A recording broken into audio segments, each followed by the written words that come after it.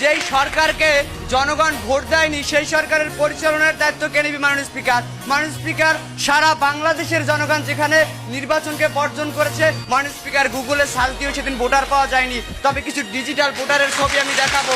মাননীয় স্পিকার লক্ষ্য করুন, হলুদ শাড়ি পরিয়ে ডান্সার মাননীয় স্পিকার, যারা কিনা কেন্দ্রের দায়িত্ব পালন করার জন্য এসেছিল তাদেরকে ভোটার বানানো হয়েছিল। মাশাআল্লাহ, ডিজিটাল সরকারের ডিজিটাল ভোটার।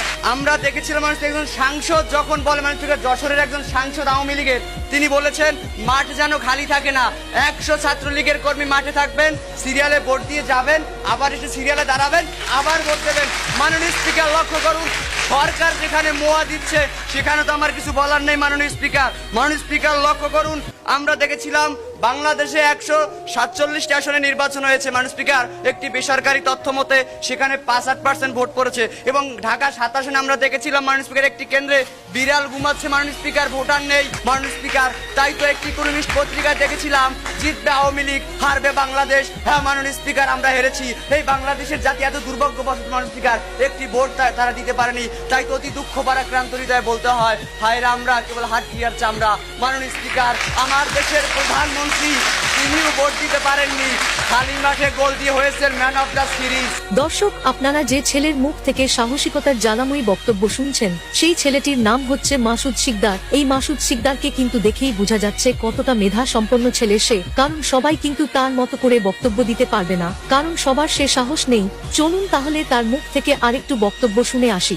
আমার ড্রাইভার 5ই জানুয়ারি ছুটি নিয়েছিল ভোট দেওয়ার জন্য। ভোট দিয়ে আসলে আমি জিজ্ঞেস করি ভোট দিয়েছো? সে বলল লাঞ্চের আগেরটা বলবো না পরেরটা। আমি বললাম এটা কোন ধরনের কথা? মাননীয় স্পিকার, সে বলল খাবারের আগে দিয়েছে 7টি এবং পরে দিয়েছে 11টি। তাই তো পরের দিন মাননীয় স্পিকার প্রথম আলো পত্রিকায় দেখলাম জাল ভোট এবং কলঙ্কিত নির্বাচন। আচ্ছা, আপনি আপনার ড্রাইভারের কথা বললেন, তিনি 5টি এবং 7টি ভোট দিয়েছেন। এর মাধ্যমে কি প্রমাণ করছেন যে আপনার ড্রাইভার ভোটটি বর্জন করেছে নাকি ভোটে কারচুপি? না না না, এটা হচ্ছে মাননীয় স্পিকার, আমি দেখাচ্ছি মামা বাড়ির মোয়ার মত এবারের ভোট মাননীয় স্পিকার। 6 জানুয়ারি অনেক আশা নিয়ে মাননীয় স্পিকার চ্যানেল 24 এর মুক্তবাগ অনুষ্ঠানটি দেখছিলাম মাননীয় স্পিকার। তখন এক প্রিজাইডিং অফিসার ফোন করে বলছিলেন মাননীয় স্পিকার তার কেন্দ্রে 3,500 ভোটার, বিকাল 3টা পর্যন্ত ভোট পড়েছে মাননীয় স্পিকার 300।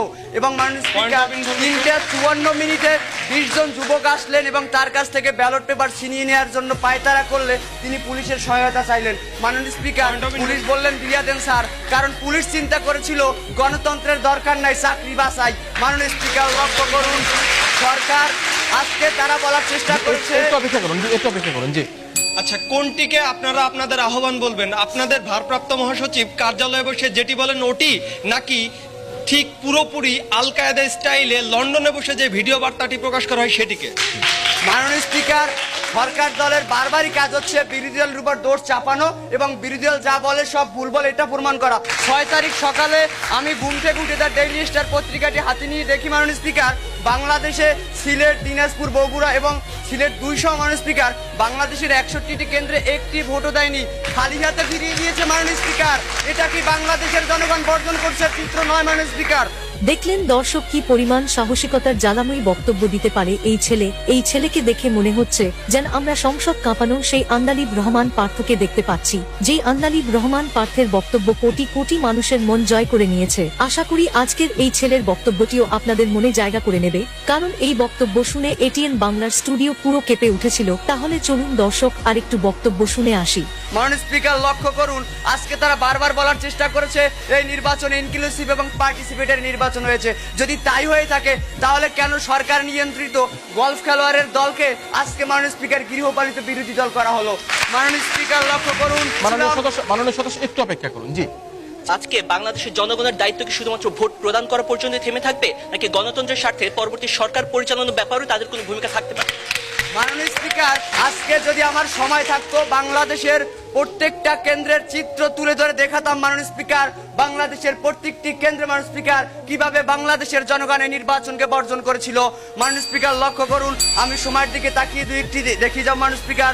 বগুড়া 4 আসনে নিমাইদিঘি কেন্দ্রে মাননীয় স্পিকার ভোটার 2308 জন মাননীয় স্পিকার, বিকাল 4টা পর্যন্ত ভোট পড়েছে মাত্র 32টি। মাননীয় স্পিকার লক্ষ্য করুন, বগুড়া 7 আসনে ভোটার 1,56,000 মাননীয় স্পিকার, সেখানে বিকাল 4টা পর্যন্ত ভোট পড়েছে মাত্র 12,000 মাননীয় স্পিকার। তাই তাই তো একটি ইকোনমিস্ট পত্রিকায় দেখেছিলাম, জিতবে আওয়ামী লীগ, হারবে বাংলাদেশ। হ্যাঁ মাননীয় স্পিকার, আমরা হেরেছি। এই বাংলাদেশের জাতি এত দুর্ভাগ্যবশত মাননীয় স্পিকার, একটি ভোট তারা দিতে পারেনি। তাই তো অতি দুঃখ পারাক্রান্ত হৃদয়ে বলতে হয়, হায়রা আমরা কেবল হাড্ডি আর চামড়া। মাননীয় স্পিকার, আমার দেশের প্রধানমন্ত্রী তিনিও ভোট দিতে পারেননি, খালি মাঠে গোল দিয়ে হয়েছেন ম্যান অফ দ্য সিরিজ। দর্শক বক্তব্য শুনতে শুনতে তো বক্তব্যের শেষ পর্যায়ে চলে আসছেন। এখন আপনার পালা। এই মাসুদ শিকদারের বক্তব্য আপনাদের কাছে কেমন লাগলো? আশা করি ভালো লেগেছে। ভালো লাগলে অবশ্যই লাইক, কমেন্ট, শেয়ার করে সকলকে দেখার সুযোগ করে দিবেন, কারণ আপনার একটি শেয়ারের মাধ্যমে আরো দুজন দেখার সুযোগ পাবে। আর আমরা কিন্তু বাংলায় কথা বলতে পারি না, অনেক কষ্ট হয়, তাও কিন্তু আপনাদের জন্য আমেরিকা থেকে ভিডিও তৈরি করি। যাই হোক, ভালো থাকবেন, সুস্থ থাকবেন, দেখা হবে পরবর্তী কোনো ভিডিওতে।